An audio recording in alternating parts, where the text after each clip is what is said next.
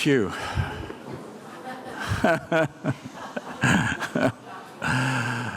I think this is going to be quite a brief wrap-up because that was quite a journey. And I hope you found it of interest. You know, at the ADF, we always push the envelope. We try to do it in a spirit of vigorous debate. I did not expect to hear, as I heard from Niels Gilman today, that we should really be considering in the future the possibility that Wales may vote. That's a new definition of democracy. But now I understand that when my beloved beagle Ned was looking at me in a quizzical fashion, he was actually complaining that he was not being given a vote. So we want you to try to think always in new ways. We want to stimulate you. We don't want to just go down the path already trodden. And the idea behind that exchange between me and Mr. Ardella, evidently we think very differently, was to just that, show the way various people think. This has all taken place around the subject of a moment of truth. I think as human beings, we tend to exaggerate the uniqueness of our times. The eternal puzzles of life, chief among them love, death, and the pursuit of happiness, endure. Many previous generations have believed they faced a moment of truth, or even the moment of truth. But after such moments, the night sky, the light from distant stars, and the vast universe were still there, and so were the awe and quest for understanding they induced in people across this small planet. Still, as we have heard these past few days, we stand now at a particular moment of peril. The advance of AI, the advance of wars in Europe and the Middle East, the advance, as Stephen Dunbar Johnson eloquently expressed last night, the advance of mistrust, the advance through social media of a disorienting cacophony seem to threaten the foundations of civility, law, humanity, and civilized disagreement on which any democracy must be based. This is a time of disquiet in a moment of untruth. Technology has always been double-edged, liberating through connectedness and openness, imprisoning through the new means of control and surveillance that it affords. Now, AI can speak and write for us, it can sift untold volumes of data, and it can surpass human capacity in certain fields. At the same time, deep fakes stalk us and truth wobbles still further. I prefer myself to my avatar, whatever its capacity for liquid participation in democracy, to use Mr. Gilman's phrase, and believe still in this increasingly transactional world that there is no substitute in building community for looking your fellow human being in the eye. Without community, democracy is weakened. Democratic institutions are imperfect, but no better vehicle for the expression of the fundamental human desire and quest for dignity and for freedom and for security has been found. It is precious. That's why we hold this meeting. And as Corinne Momalvanyan, the executive director of the Kofi Annan Foundation, remarked last night, democracy is fragile. It has many enemies. But she added something important. Democracy is also resilient.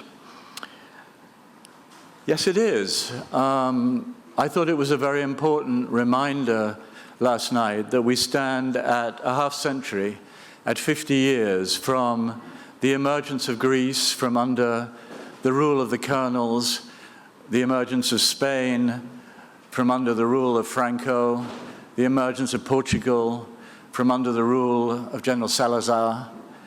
And if you look at it, it is absolutely extraordinary what those three countries have achieved since then, and largely by becoming members of the European Union, the great miracle of the second half of the 20th century.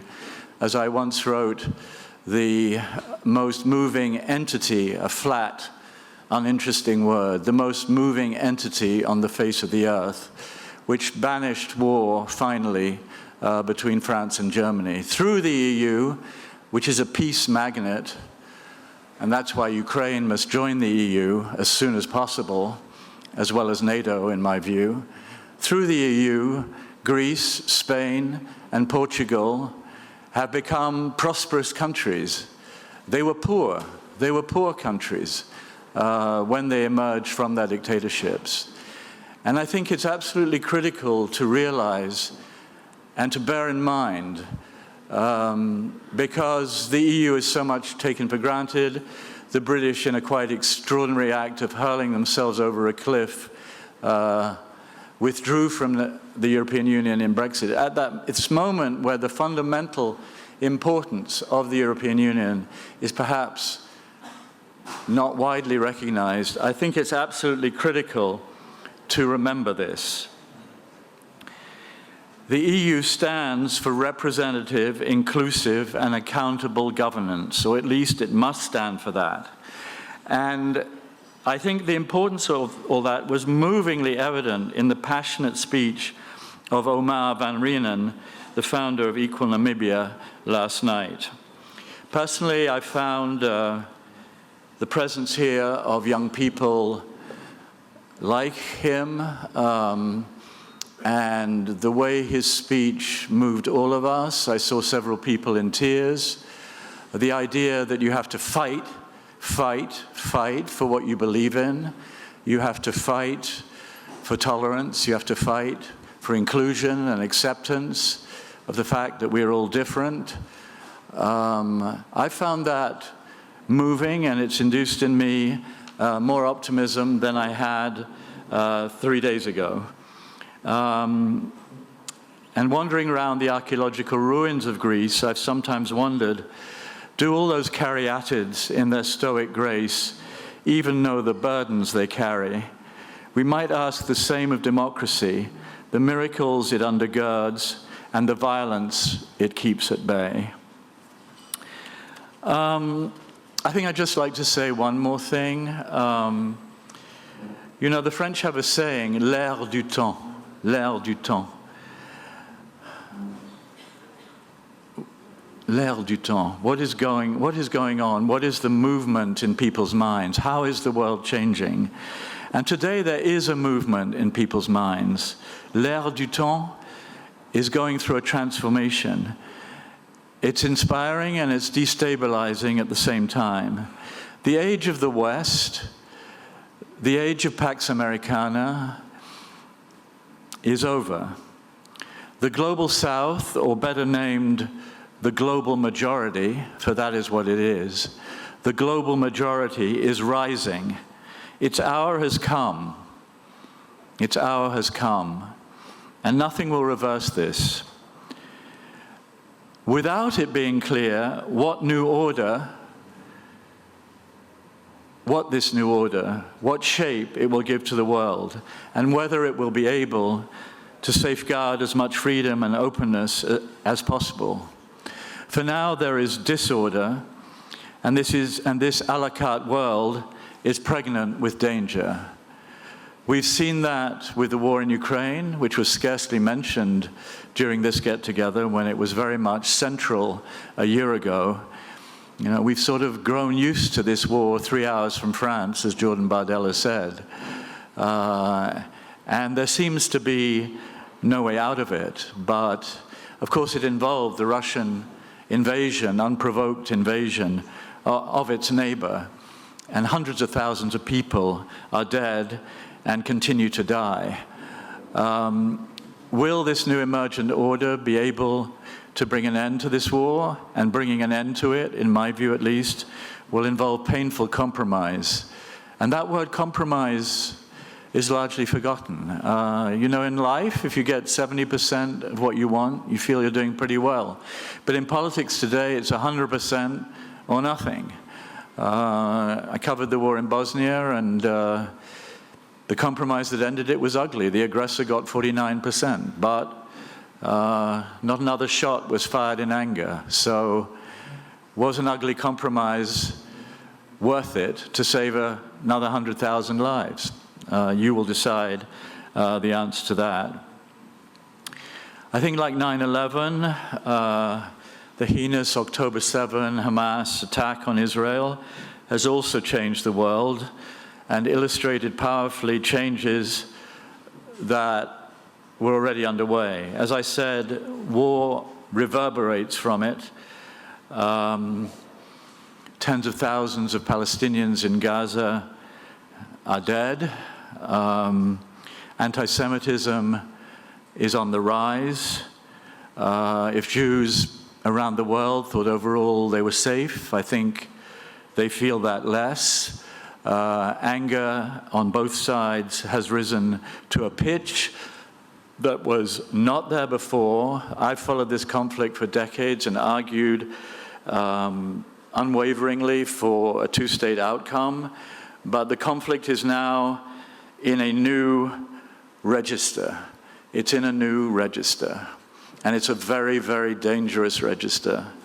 I was in Gaza in 2015. I've been in Gaza several times after another less devastating Israeli incursion. And I was wandering around the rubble with a Palestinian man, a psychologist, and his two kids, who were about 9 and 11, were wandering through the rubble with me.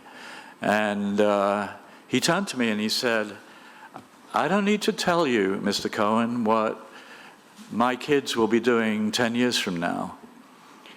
I think he was right, and I don't think anybody needs to guess what anybody who's lived through what has happened in Gaza today, any kids who've survived it, what they are going to be doing a decade from now. So the gyre of the conflict continues. I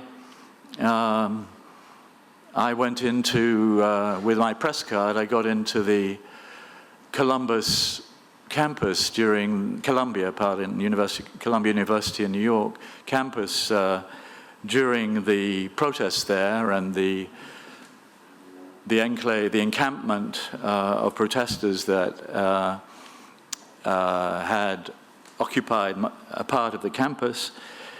And the first thing I saw was a young woman, I presume a student, a blonde-haired woman, walking toward me, and I'm a Jew, an American, in New York City, and the banner said, "Al-Qassam brigades are coming for you. Al-Qassam brigades are coming for you." Now, the Al-Qassam brigades, the elite force of Hamas, were at the very core of what happened on October 7 and the killing of more than 1,200 Israelis, most of them civilians. So you see, on both sides, the spiral continues downward. And in the Israeli-Palestinian conflict, there is no peace for the dead or the living. Language is manipulated and debased for maximum emotional effect. Nakba vies with the Holocaust. Anti-Semitism with Islamophobia. Everyone is a Nazi. Everyone. Monster feeds monster. Rival Satans invoke genocide. There is a psychological chasm so deep today between Israelis and Palestinians that there is not any possibility of mutual comprehension. Deeper and deeper into victimhood and into totally divergent narratives, the two peoples go. And what will be the outcome of that? The outcome will be more dead, more and more and more dead. And although I've believed throughout my life, and I turn 70 next year, that one day I would see the two states that I've dreamed of, I am afraid that I no longer think it's possible. I want to be proved wrong. I want to be proved wrong. And I do know this, that peace will only come with the recognition of the humanity and the particular suffering of the other. It begins with seeing. It begins with seeing the other, with being able to empathize with the particular pain, the particular suffering, the particular anguish of the other. Because both peoples are traumatized. They are completely traumatized. And we can argue forever about the history of the conflict and how it came about. And right now in this wave, it's become the white colonialist settler Israelis against the indigenous Palestinian people. Well, that's dangerous, because the implication of that, of course, is that Israel's colonialism is no longer having colonized the West Bank. And there, I perfectly agree. That is what happened in the West Bank. Israel colonized it. There are more than 500,000 settlers there. And it was a hubristic mistake on the part of Israel. But if the colonization refers to all of Israel, and what is being sought, in fact, is the eradication of Israel and the Jewish state, then there, as a Jew convinced after the Holocaust that the Jews needed a homeland, there, I'm afraid, I have to make my stand and say, no, this will not pass. There has to be a state of Israel, but one living alongside a state of Palestine in the West Bank and Gaza, which confers sovereignty and independence to the Palestinian people. We are a long, long, long, long way from that. But that, in my view, is what is needed. I usually end with a poem, so I'm going to do that. It's a short poem. It's a short poem by Auden, so I'll read it to you.